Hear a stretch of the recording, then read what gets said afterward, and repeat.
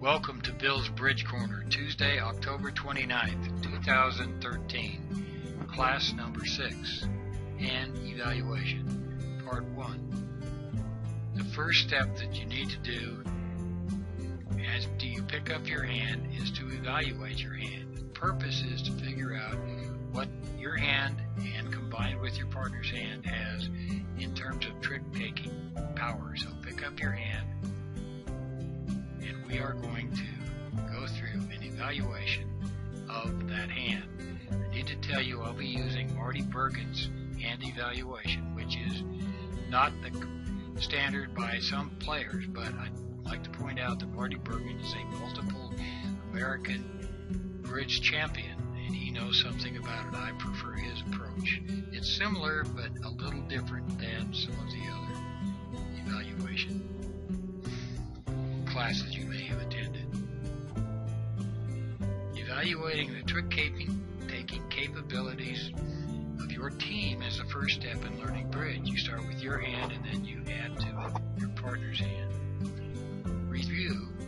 Tricks are won in one of three ways. They're won by honor cards, the highest card of the suit led. High cards win tricks. Second, they're led by trump. Trump tricks are as good as any other trick. And thirdly, if you establish a suit, drive out the opponent's higher cards, and the cards that remaining are good, provided the opponent cannot trump in. Those are called long suit tricks. The evaluation should take into effect all three of those parts. Of course, in no trump, you can't count trump tricks, so there's some differences there. Let's start with evaluating your hand first, then adjust the bidding based upon future bidding. Adjust the count that your hand's worth. Your hand may be worth more or less based upon where the honor cards of the suit belong and how well you fit with partner. There are three valuations to consider. Today we're just considering the first one. It's called starting points. There's two other hand evaluations we'll be covering in future classes. Support points or dummy points. Those are points that you calculate if you know you have a fit for partner suit. The third evaluation is called rebid points or Bergen points.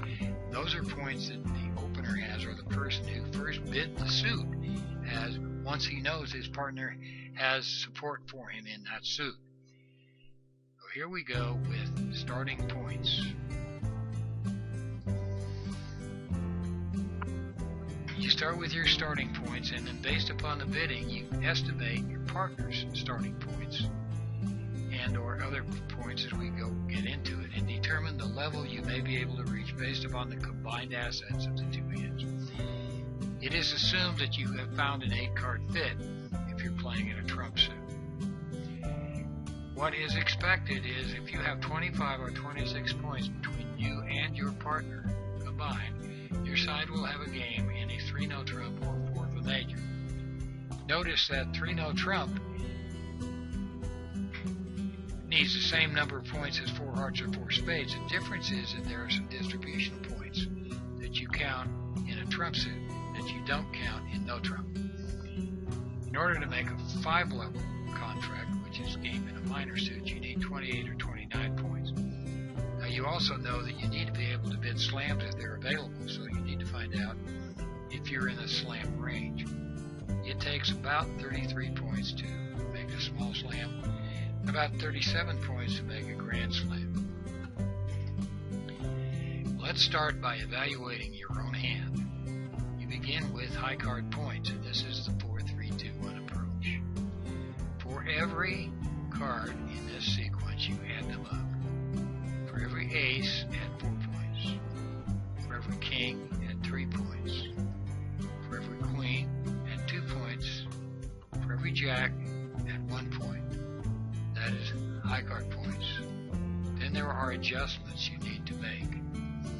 First of all, the adjustment you have to deduct for singleton and doubleton honors. They are usually not worth as much as you would count them otherwise. They might be worth something if your partner can support that suit or has honors himself to back them up. But until you know that, you can't do you've got to adjust downward certain holdings. For example, a singleton, king, queen, or jack. A doubleton, king, queen is kind of a waste. A doubleton, king, jack is a waste. A queen, jack is a waste. Doubleton, queen, queen anything, or jack anything. For each of these in a given suit, any suit, subtract 1 point. There are also a couple that are not quite as strong as others. For an ace or ace-jack doubleton, deduct a half a point. We're not done yet. Other adjustments.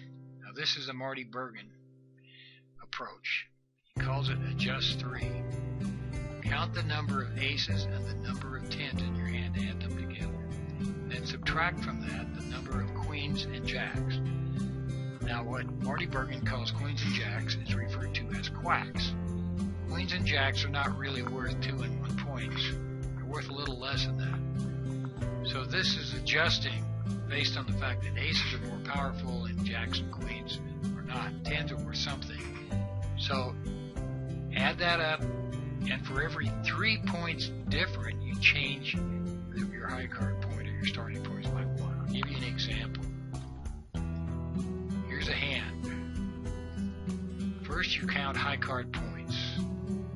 4 in spades, 5 in hearts, 6 in diamonds, 6 in clubs, 3 in diamonds.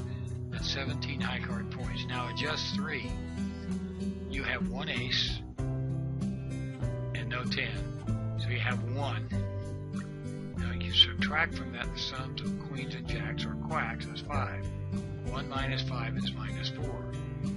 Well, it's more than minus 3, so you adjust your starting point down by 1. 16 is the starting point for this hand. Suit quality. A quality suit is a suit of 4 or more cards with 3 of the top 5 honors, ace through 10. For every quality suit that you have, add 1 point. Here are the combinations. Whether it's 4 or more cards, it's worth 1 point for every suit that has that holding. There's a great suit. The great suit is a suit that has 4 of the top 5 honors. If you have 5 or more of the suit, add 2 points. Also, for bidding purposes, which we'll start tomorrow, treat the suit as though it had 1 more card. So a great suit is 4 of the top 5 honors. With 5 of the suit, 5 or more is worth 2 points. Here's some great suits. An independent suit has at least 6 cards. The independent suit is a great suit of 6 or more cards. Counted as a great suit. But in addition, a singleton you add 2 points, and a void you add 4. You get a lot of distribution points. That's why you can get the same number of points will make more tricks in a trump suit because you're getting these distributional points. You're not in no trump. Length. Whether the suit is strong or not, in addition, add 1 point for every 5 card suit, 2 points for every 6 card suit, 3 points for every 7 card suit, and so on. For no trump bidding, you can use all of these counts, but do not count for singletons and voids if you're counting no trump. And actually, if you're holding no trump, you don't open. You have a lot of these holdings. Quick tricks. Quick tricks are holdings that will produce tricks within the first 2 leads of the suit that's being led. So if you have suit combination that have honors that will win tricks within the first 2 tricks, they're called quick tricks. They are part of the evaluation process. They're included in requirements for opening, but also your defensive strength should you consider defending. Here are some possible quick tricks. An ace-king in the same suit is worth 2 quick tricks. Ace will win the first trick, king will win the second. Ace-queen is 1.5 quick tricks. The ace will always win. The queen will win half of the time, and half of the time it will lose to the king. An ace will be 1 quick trick. also one quick trick.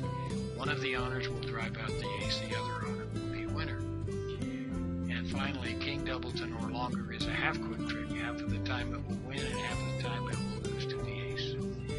These are all things we use in the evaluation process before we make the opening bid. Well, guess what? Tomorrow we're going to cover the opening bid. See you tomorrow.